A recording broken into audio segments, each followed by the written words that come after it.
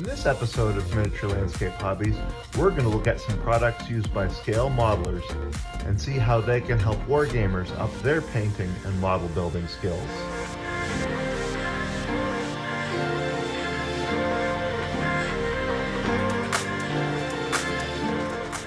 If you like learning about building in miniature, please remember to subscribe.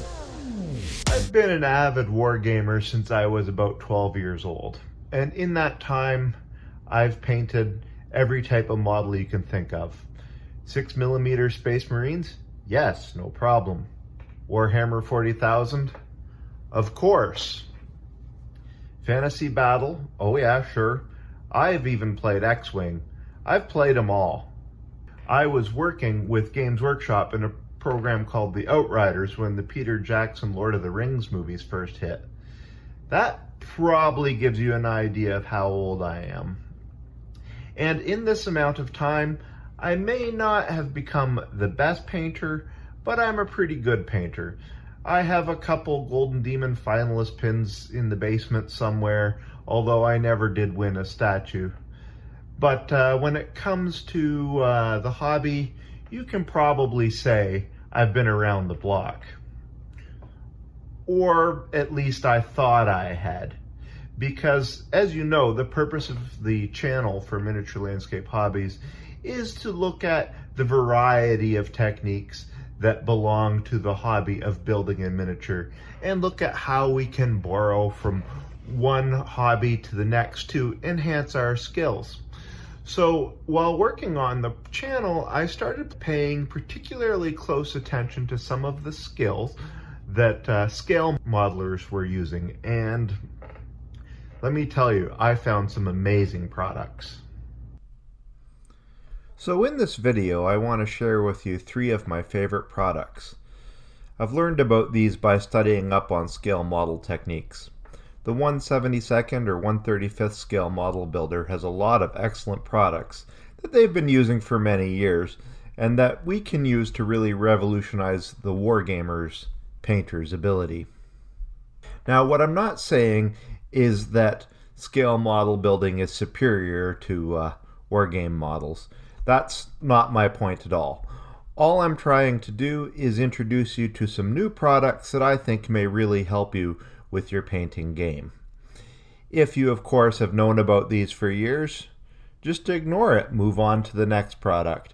But these I've found quite revolutionary for my own painting skills, so I'd like to share them with you. But first, some shameless self-promotion.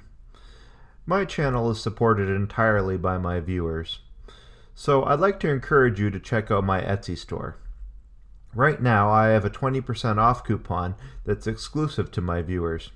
You can claim it by taking the link in the video description or entering the coupon code MLH20OFF, all uppercase. You can enter it at the checkout. As always, a lot of projects I cover in my videos are available in my store. Additionally, each of the feature products I show in this video are linked in the video description. If you purchase from these links, I'll get a small commission to help me build the content on the channel. Product number 1 is enamel washes. You'll hear me talk a lot about this product, and I cover it quite a bit on my channel. And this is for good reason.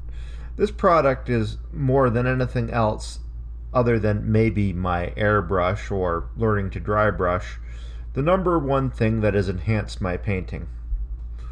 Wargamers tend to have 3 techniques to shade their models.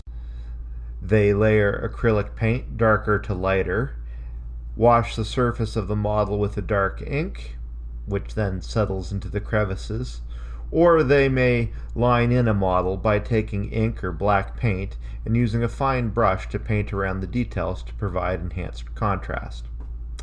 Most seasoned painters won't just use one of these techniques, but will combine all 3 of them. And all are pretty good. Generally, layers, however, are slow and a little tricky to master. Ink washes don't go on evenly and can leave permanent tide marks on the model, and lining in requires patience. A lot of patience. What I discovered is that scale modelers have something to combat this, and that's enamel washes. These are dark brown or black paints that flow with capillary action. You can add thinners to them to make them flow even smoother.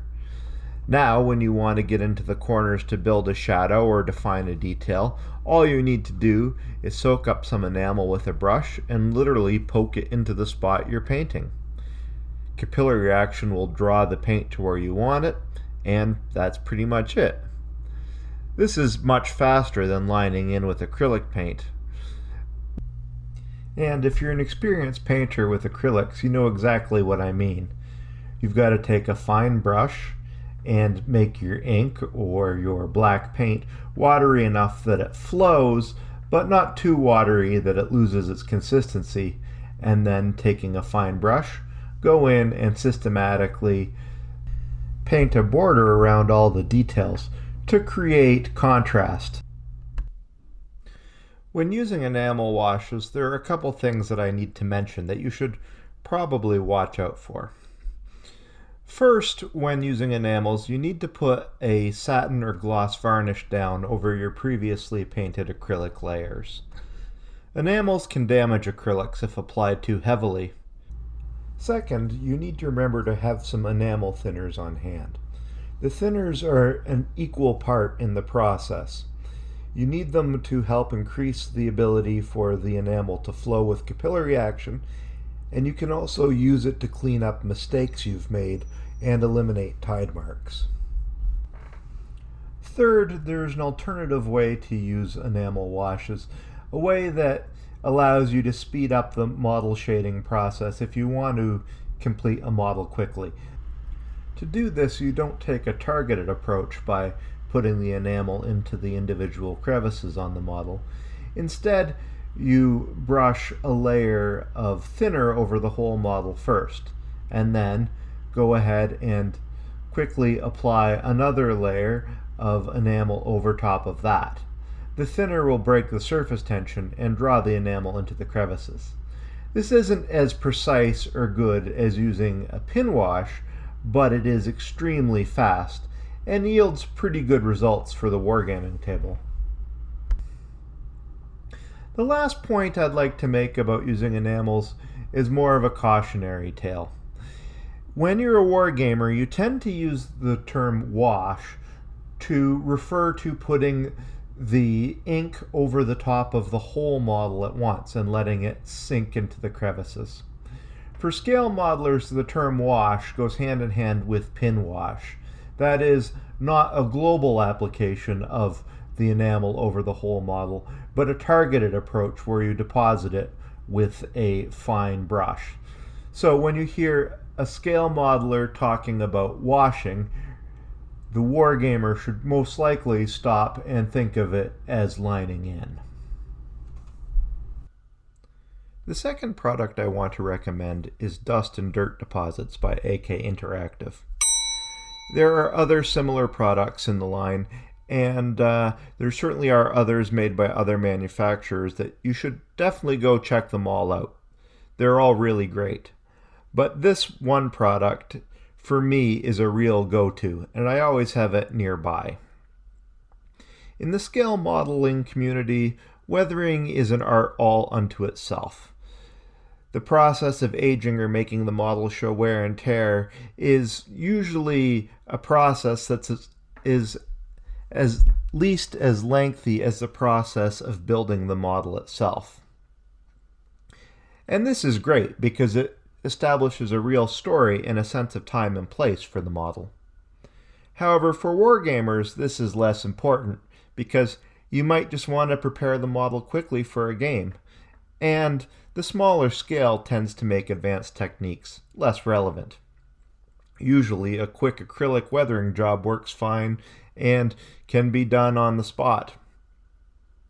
But over time, I found myself getting increasingly more jealous of the matte textures and subtle tones of dusty and muddy surfaces that scale modelers can achieve.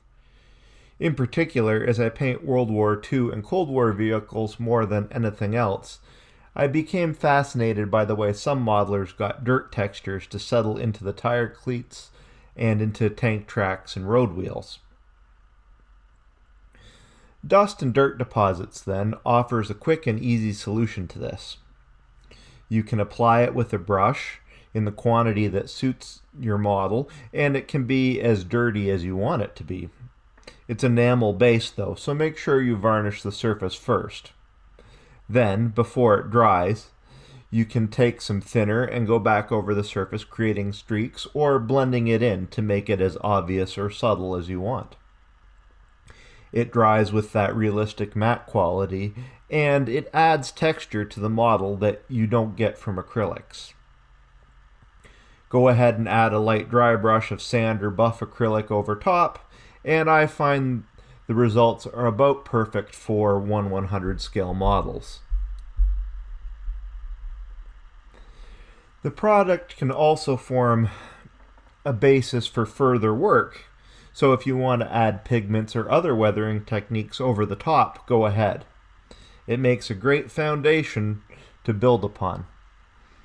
But unlike a lot of weathering products, I find that it can stand on its own and produces a really effective result.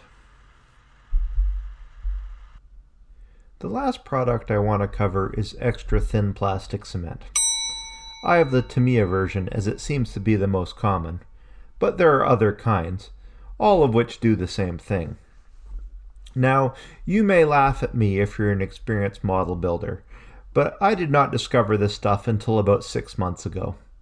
I saw some YouTube scale modelers effortlessly fastening plastic model parts together without any of the anxiety that I felt every time I picked up a tube of plastic glue. Unsurprisingly, I immediately went out and got some.